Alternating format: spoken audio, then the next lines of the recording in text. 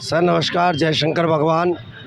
और दर्शकों, आपने देखा होगा कि मैं किस तरह से हरिद्वार से जो बूढ़े हैं और जहाँ जहाँ पे उनके लिए जो भंडारे लगे उनके जो है कवर करके आ रहा हूँ। तो जब मैं सेक्टर 62 पहुँचा तो मैंने यहाँ पे भी देखा कि यहाँ पे हिंदू परिषद बजरंग दल का काफ़ी अच्छा जो इन्होंने प्रोग्राम कर रखा है। काफ़ी बूढ़ों के लिए इतनी सुविधाएं हैं कि मुझे कहीं देखने को नहीं मिली।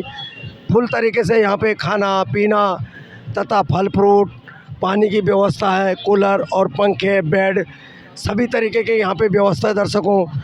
और मैं इनसे यही पूछना चाहता हूँ कि आप कितनी सालों से ये सेवा दे रहे हो और कितने दिन से दे रहे हो और कितने दिन तक और चलेगी?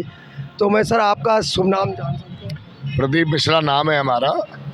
और मैं आपको बताना चाहूँगा कि ये जो शिविर है भोले की कृपा से पिछले 8 वर्षों से लगता आ रहा है। ये नमा शिविर है और ये कब तक चलेगा ये तो मुझे ही नहीं मालूम है। ये भोले जब तक चाहेंगे तब तक चलेगा। तो सर इसी तरह से अब मैंने आपके जो सेवादार थे उनसे पूछा था, वो कह रहे थे कि कल भी चलेगा, परसों हम यहाँ पे पूरा भंडारा देते हैं कि जो भी पब्लिक आई जाएगी। तो क्या वो प्रोग्राम रखा हुआ?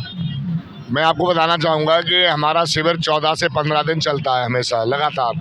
और इस शिविर में 24 घंटे भोले के लिए भंडारा चलता है। जैसे कि देखो अभी भी भोले आ रहे हैं, आप सामने देख सकते हैं, कावड़ रख रहे हैं, भोले आ रहे हैं। और ये जब भी जिसमें भोले आएंगे इनको हर वक्त जो है खाना तैयार मिलता है। हमारे शिविर में एक हमारे अतिथि हैं जो कि यहाँ IT की जॉब करते हैं और ये सब कुछ देख के ये सारी चीज़ों से प्रभावित होकर आए हैं। इनका परिचय लीजिए, क्या नाम है इनका भाई साहब का? सर नमस्कार, बहुत खुशी हुई है कि आप भी अपनी IT क्षेत्र में काम करने के बावजूद भी जो आपने यहाँ पे देखा कि किस तरह बूढ़ों की सेवा हो रही, तो यहाँ पे भी आप अपना योगदान दे रहे हैं, अपनी सेवा दे रहे हैं। आपका शुभ नाम जान सकता हूँ? जी, मेरा नाम राधे रमन मिश्रा है। बाकी मैं IT में जॉब करता हूँ। यहाँ पे इसलिए आया क्योंकि ये जो नोएडा जगह है ये देश में नहीं पूरे विश्व में जानी जाती है IT के लिए। और वहाँ पे अगर कोई भी व्यक्ति अपना 1 मिनट भी निकालता है ना किसी की सेवा के लिए, वो वहाँ पे पैसे के अलावा भाव सबसे ज़्यादा पवित्र होता है। तो ये आपके मन में सर कब से ऐसे विचार आए हैं जो सेवा भाव होती है, जैसे बूढ़ों के या समाज सेवा है या अन्य तरह किसी और भी सेवा होती है, तो ये आपके मन में कब से ऐसा विचार आया कि मैं भी अपना हाथ बढ़ाऊं सेवा में? नहीं, वैसे तो मैं जन्म से ही अपने पारिवारिक ऐसे संस्कार मिले कि जन्म से हम लोग सेवा करते हैं।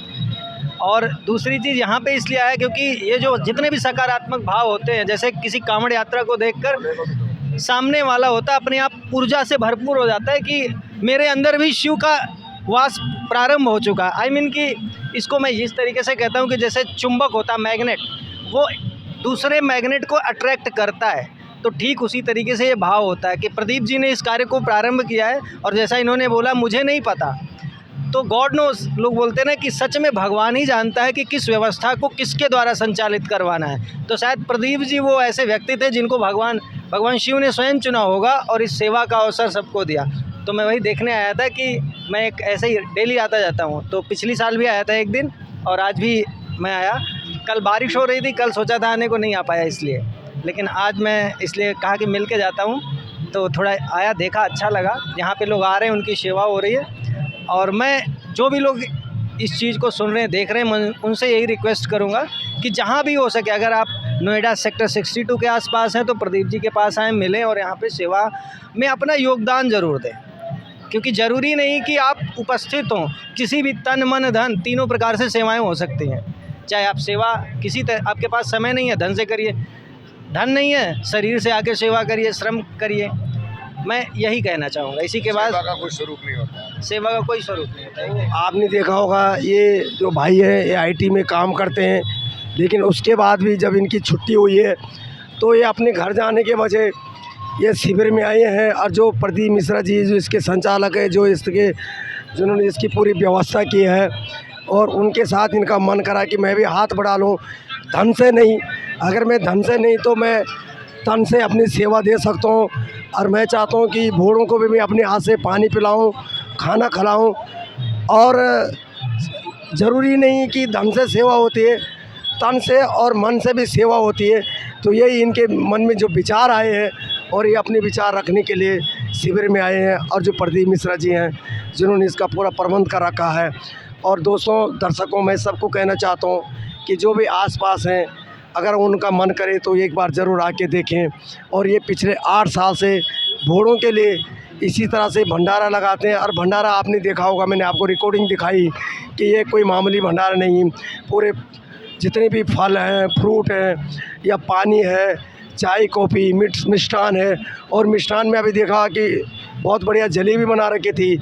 और घोड़े आ रहे हैं, आराम कर रहे हैं, सो रहे हैं और खा रहे हैं, उसके बाद जा रहे हैं। तो प्रदीप मिश्रा जी, मैं घोड़े से प्रार्थना करता हूँ कि आप इसी तरह से जो भी जन सेवा है देते रहें। ये तो कावड़ सेवा साल भर में एक बार होती है, लेकिन मानव सेवा हर रोज़ हर दिन होती है। तो आपका इस पर क्या क्या और भी किस तरीके की सेवा आप देते हैं?